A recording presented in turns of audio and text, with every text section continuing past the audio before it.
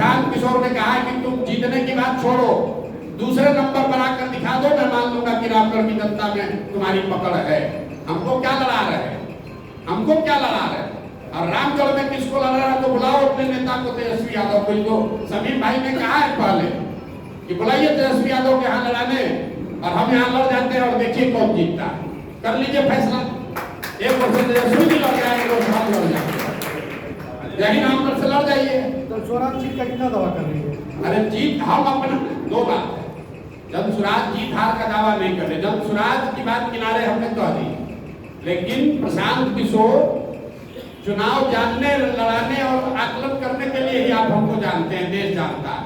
हम उस आकलन के आधार पर बता रहे हैं कि आरजेडी, जगदानंद सिंह और उनके बच्चे, रामगढ़ की जनता सबसे ज्यादा अगर किसी से नाराज है तो उनसे नाराज है, और उनकी लड़ाई इसकी है कि वो तीसरे पर रहेंगे कि चौथे पर रहेंगे। पहले दूसरे की लड़ाई में वो है ही नहीं, और कौन अभी पहले दूसरे में है ये आपको हमसे ज्यादा जानकारी है। जब स्वराज न लड़े तब भी हम आपसे सोच समझ कर बोल रहे हैं, जब स्वराज अगर नहीं भी रेस में है तो भी जगदानंद सिंह के लड़के आरजेडी यहाँ तीसरे नंबर पर है, आपको हमसे ज्यादा जानकारी है।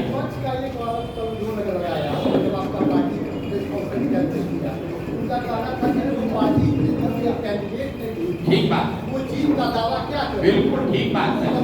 अब देखिए, एक विद्यार्थी है जो परीक्षा के केंद्र तक जाते जाते पढ़ रखे अपना नोट रिवाइज कर रहा है, एक विद्यार्थी है जो दारू पी के 2 दिन पहले ही कह दिया कि अब तो परीक्षा पास हो गए।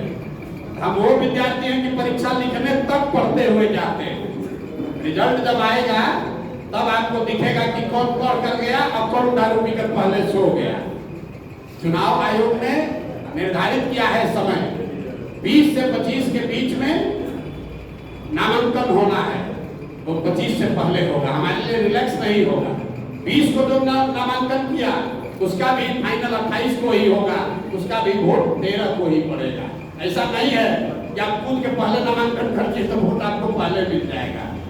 हम तो सबसे पहले तरारी की घोषणा किए, उस समय दूसरे दल वाले कहाँ थे?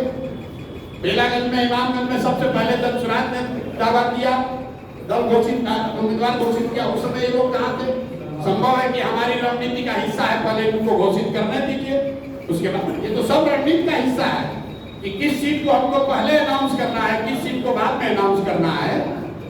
हम तो आपको ये कह सकता है कि इनको तो प्रत्याशी नहीं मिल रहा है, तो देखिए 5 को आदमी बैठा हुआ है यहाँ पर, प्रत्याशी नहीं मिल रहा है, ये तो बात है नहीं। इनमें से किसको चुनना है? अब जगदानंद सिंह को तो पता है कि हम लड़ेंगे, उसके बाद हमारा बेटा लड़ेगा, बेटा के बाद उसका बेटा लड़ेगा, तो उस नजरिए से आप किस चुनाव की बात कर रहे हैं? हम तो आपको घोषित कर दे रहे हैं कि 2029 में भी आरजेडी का उम्मीदवार कोई जगदानंद के लड़का ही होगा, उनका परिवार का ही होगा, तो उनको क्या किसी से पूछने की जरूरत है? एक आपसे 2 सवाल, आप कैंडिडेट सिलेक्शन के लिए आपका स्टैंडर्ड थॉट क्या होगा? पॉलिटिकल स्टैंडर्ड थॉट ये है कि जिसको भी समाज में सही व्यक्ति लोग बता रहे हैं, ये निर्णय तो लोकतंत्र में जनता करती है सर। हाँ तो जनता कर रही है, अपनी थॉट क्या लेकर चल रहे हैं? पॉलिटिकल, सुनिए ना मेरी, इकोनॉमिकल, अरे लिखा हुआ है सही लोग। अमेरिका में अभी चुनाव हो रहा है, सुनिए तो लीजिए ना, सही लोग का क्या पैमाना है बता रहे हैं। अमेरिका में अभी राष्ट्रपति का चुनाव है, वहां एक ओर से रिपब्लिकन पार्टी के उम्मीदवार है डोनाल्ड ट्रंप और डेमोक्रेटिक पार्टी की उम्मीदवार है कमला हैरिस। आपने पत्रकार होने के नाते कभी ये पूछा कि डोनाल्ड ट्रंप को टिकट किसने दिया, कमला हैरिस को उम्मीदवार किसने बनाया? वो किसी एक व्यक्ति ने नहीं बनाया, कोई आदमी वहां टिकट नहीं देता है। वहां जैसे हम 5 उम्मीदवार खड़े हैं, वैसे रिपब्लिकन पार्टी से 5 आदमी 10 आदमी कहता है हम दावेदार हैं राष्ट्रपति के उम्मीदवार के, और 6 महीना वो आदमी कैंपेन करता है अमेरिका भर में घूम के। लोग बताते हैं 5 में सबसे अच्छा डोनाल्ड ट्रंप हमको लगता है, तो डोनाल्ड ट्रंप हो गए उम्मीदवार। इसी तरह कमला हैरिस देखिए, वहां जो अभी राष्ट्रपति हैं बाइडेन साहब, वो उम्मीदवार घोषित हो गए, फिर जनता ने कहा नहीं इनका उम्र ज्यादा है, ये नहीं चलेंगे, तो कमला हैरिस वहां उम्मीदवार है। यहाँ बिहार में और रामगढ़ में तो बपौती है, हम रहेंगे, हमारा बेटा रहेगा, उसके बाद बेटा रहेगा, उसको किसी से पूछने की जरूरत क्या है? वो तो चाहे तो अगले 10 वर्ष का उम्मीदवार अब ये घोषित कर देगा। एक सवाल और सर, आपने विगत जो चुनाव लोकसभा में किया उसमें आपकी भविष्यवाणी या के साथ आपका जो आंकड़ा था वो फ्लॉप था, आपने इसको स्वीकार किया। फ्लॉप रहा। आप कैसे स्वीकार करते हैं? आपको ज्यादा जानकारी है क्योंकि आप पत्रकार हैं। फ्लॉप रहा, आप सुन लीजिए, हम जान रहे हैं आप कहाँ आ रहे हैं। हमने लोकसभा चुनाव से पहले 6 महत्वपूर्ण बातें कही। पहली बात कही कि अगली सरकार भाजपा की एनडीए की ही बनेगी और उसमें ऐसा लगता है मोदी जी ही प्रधानमंत्री बनेंगे। आज देश में किसका सरकार है? भाजपा का है, एनडीए का है, मोदी प्रधानमंत्री है। दूसरी बात मैंने कही कि जो मोदी जी के प्रति लोगों में जो पहले श्रद्धा, जो आग, जो अंधभक्ति थी, उसमें बड़े पैमाने पर गिरावट दिख रही है, वो भी आपको दिखा।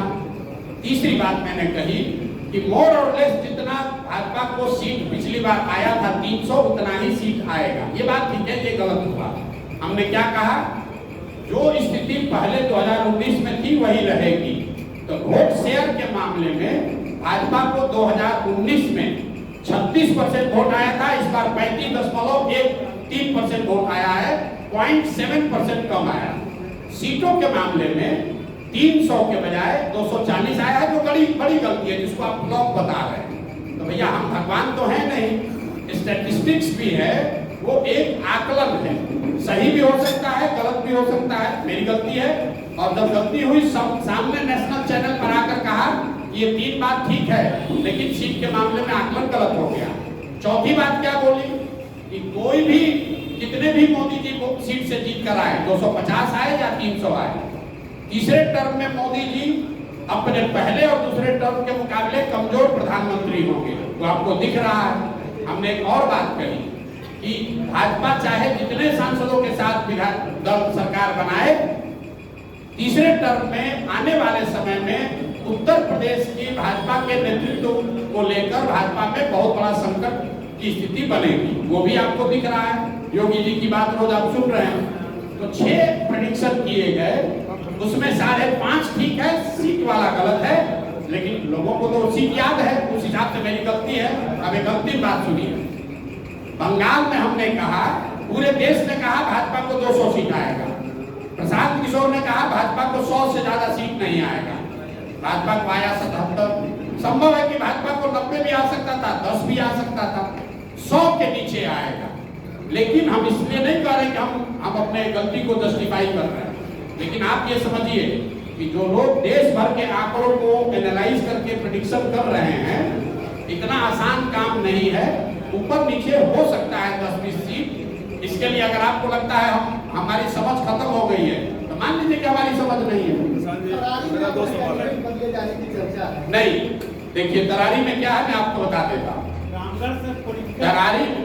तरारी में लेफ्टिनेंट जनरल एसके सिंह, जो सेना में वाइस चीफ रहे हैं, उनके इलेक्टोरल रोल के नाम को लेकर जिला प्रशासन ने बात उठाई है। उनका ये कहना है कि इलेक्शन के कमीशन के रूल में ऐसा है कि आप बिहार के हैं, लेकिन अगर बिहार के किसी विधानसभा क्षेत्र में आप मतदाता के तौर पर रजिस्टर नहीं हैं, तो आप चुनाव नहीं लड़ सकते। ये वहाँ के अधिकारियों ने बताया। हम लोग उसको लीगली एग्जामिन करा रहे हैं। जितने हमारे साथ वकील जुड़े हुए हैं, वो लोग उस चीज को देख रहे हैं। उन्होंने इलेक्शन कमीशन को भी लिखा है, लेकिन मैंने बात आपको शुरुआती बताई कि देखिए कितना प्रो इनकम्बेंट है।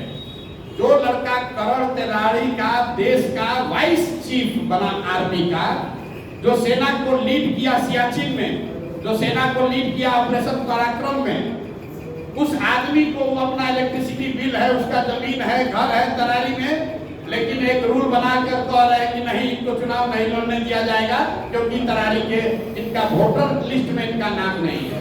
वोटर लिस्ट में नाम जुड़वाने के लिए फॉर्म 8 भरा गया। ये सब प्रावधान है, आप इलेक्शन अधिकारी से पूछ लीजिएगा कि आप 8A फॉर्म 8A भर के अपना नाम जुड़वा सकते हैं। नोएडा से जहां का नाम इलेक्टोरल रोल में है, वहां के डीएम ने नोटिफाइड करके जारी किया है कि यहाँ पर इलेक्ट्रॉन रोड में ये है। जनरल साहब की पत्नी की डेथ हुई है 2020 में। उस समय तक वो बिहार के वोटर लिस्ट में थे, लेकिन पत्नी के डेथ होने के बाद वो नोएडा में रहते थे, तो उनका इलेक्टोरल रोल में नाम शिफ्ट हो गया, क्योंकि 24 में उनको वोट देना होगा। अब इसी को आधार बनाकर जिला प्रशासन या इलेक्शन के लोग उनको लड़ने से रोकना चाहते हैं, उसको देखा जाएगा।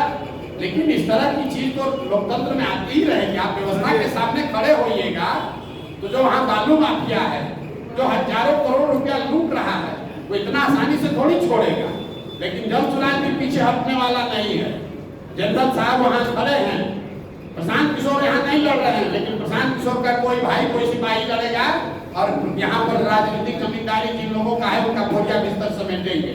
उसी तरीके से तरारी से देश का इतना बड़ा जनरल बिहार का लड़का वहां से भूमि और बालू माफियाओं को उखाड़ कर फेंकेंगे।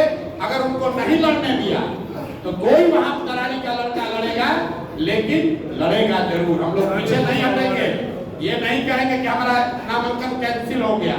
हम लोग लगे हुए हैं। कल या परसों तक निर्णय इलेक्शन कमीशन दिल्ली को देना है कि उनको लड़ने की अनुमति दी जाएगी कि नहीं। लेकिन आप जरा पत्रकार होने के नाते समझिए, बिहार का जो लड़का